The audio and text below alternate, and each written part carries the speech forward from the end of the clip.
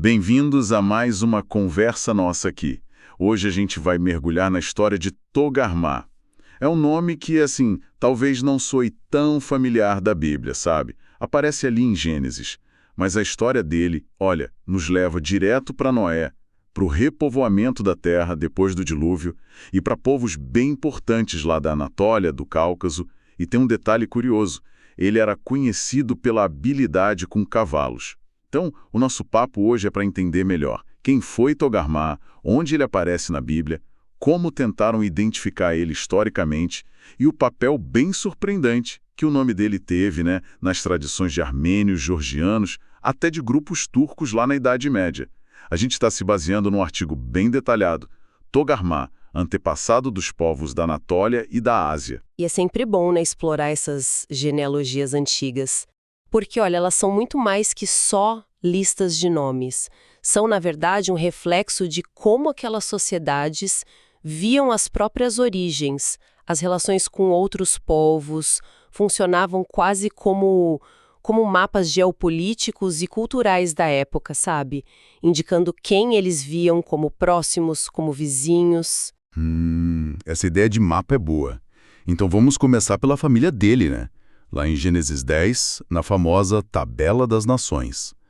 Togarmah é filho de Gomer, neto de Jafé, bisneto de Noé, terceira geração depois do dilúvio. E tem também aquela bênção do Noé para Jafé, em Gênesis 9, 27. Já sugeria uma expansão grande para os descendentes dele. Sim, exatamente.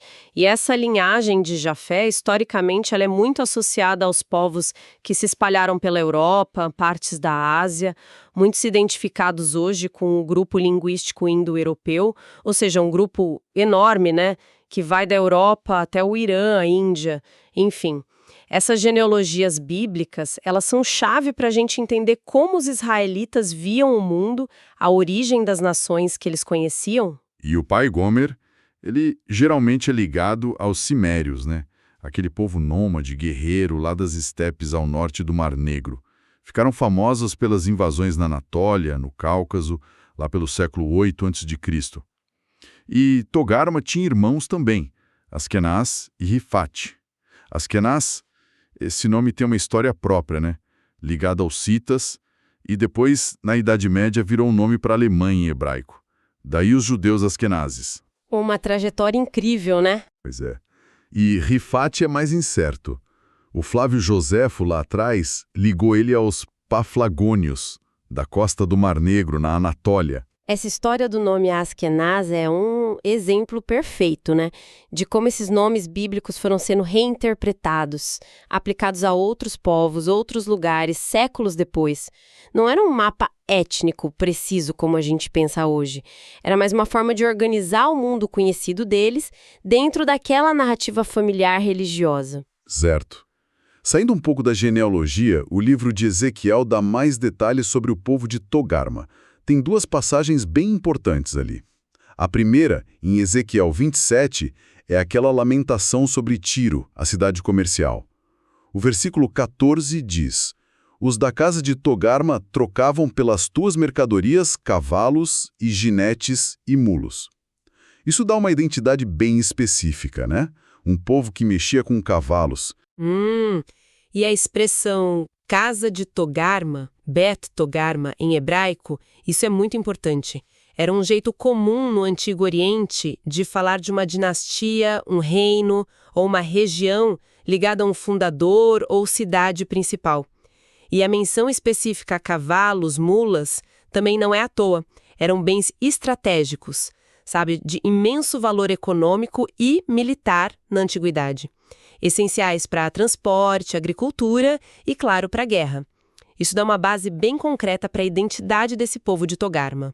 Então isso sugere que talvez Ezequiel tivesse em mente uma entidade política da época dele, e não só um ancestral lá de Gênesis. É uma possibilidade bem forte, sim.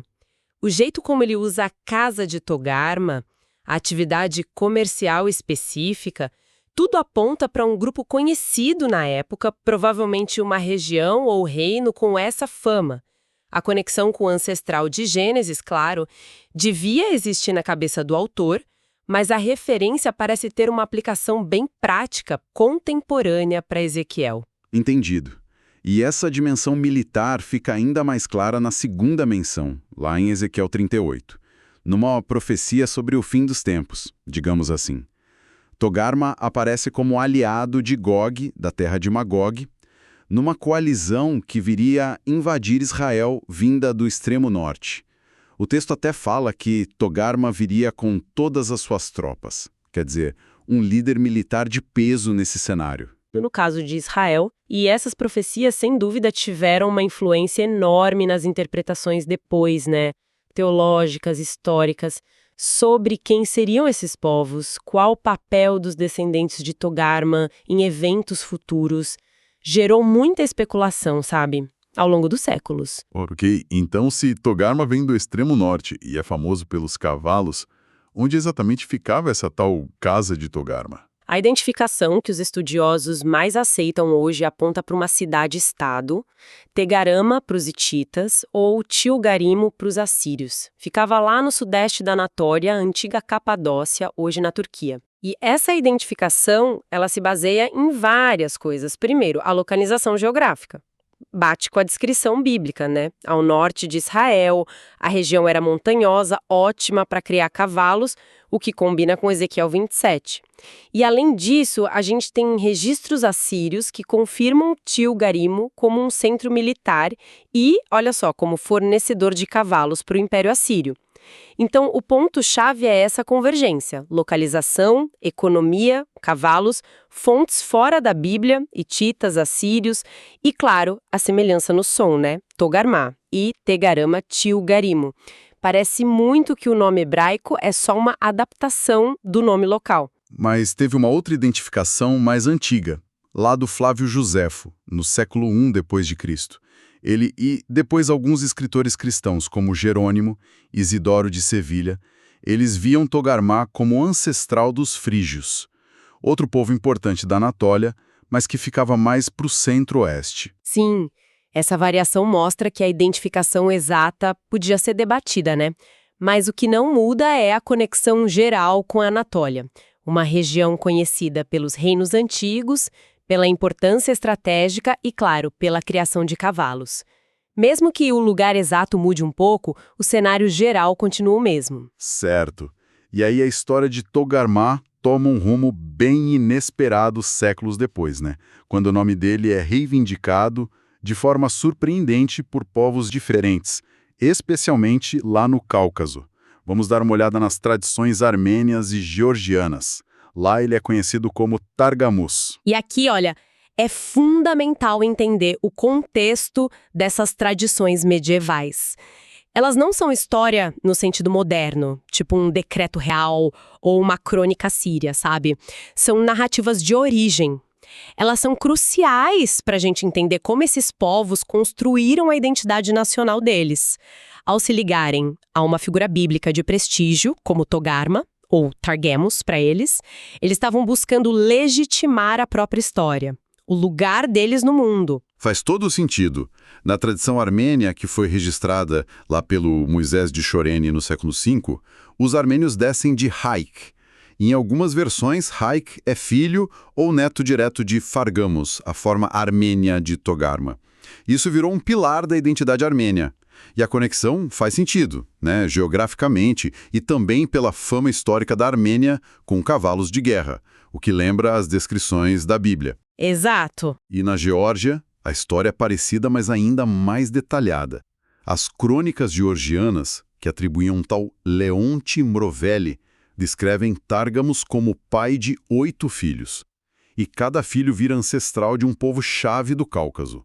É quase um mapa de família da região inteira. O filho principal, para os georgianos, é Kartlos, claro. Mas a lista tem Haik, para os armênios, e outros que representam os albaneses caucasianos, povos do Daguestão, do Cáucaso Norte. Enfim, o ponto não é decorar a lista, mas entender para que ela servia, né? Perfeito.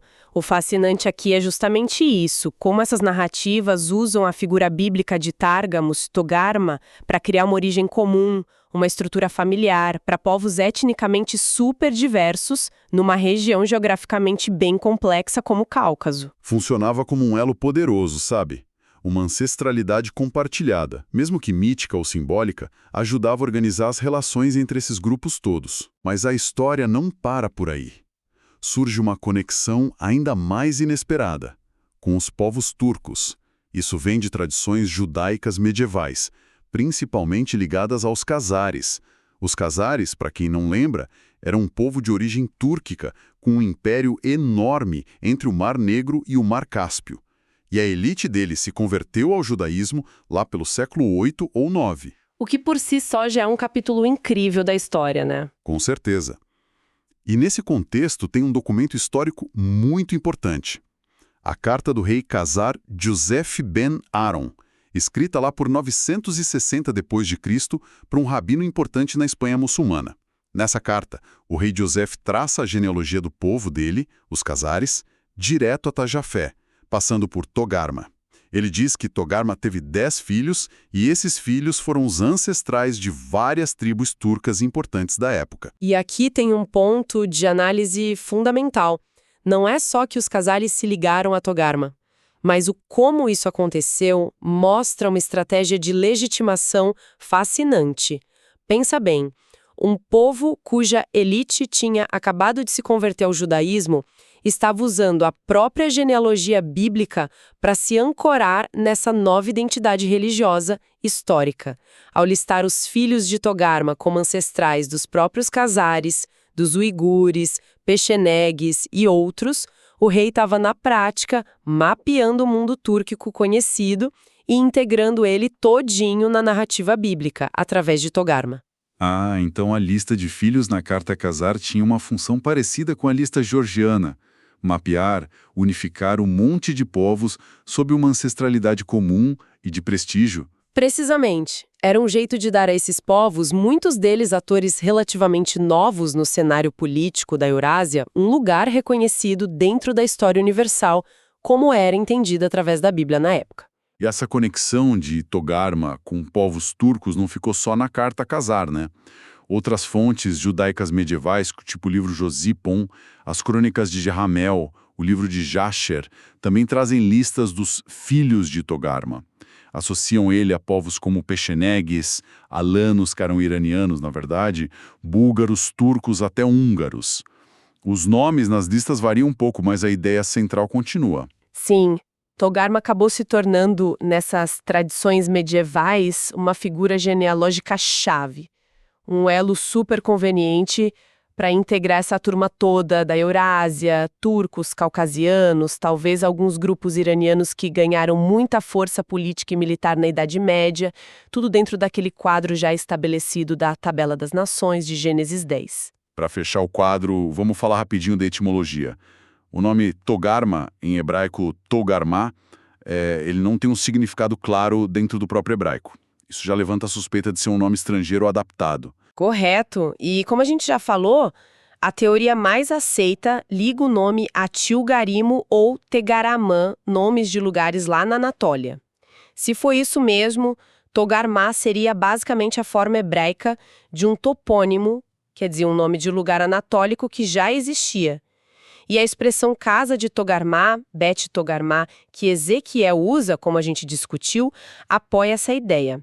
Indica uma referência a um local ou a dinastia ligada a esse nome, e não só um indivíduo ancestral distante. Ufa, percorremos um longo caminho, hein? Começamos com Togarmá como um nome lá na genealogia de Gênesis, vimos ele ganhar mais corpo em Ezequiel como líder de uma nação do norte, comerciante de cavalos, força militar.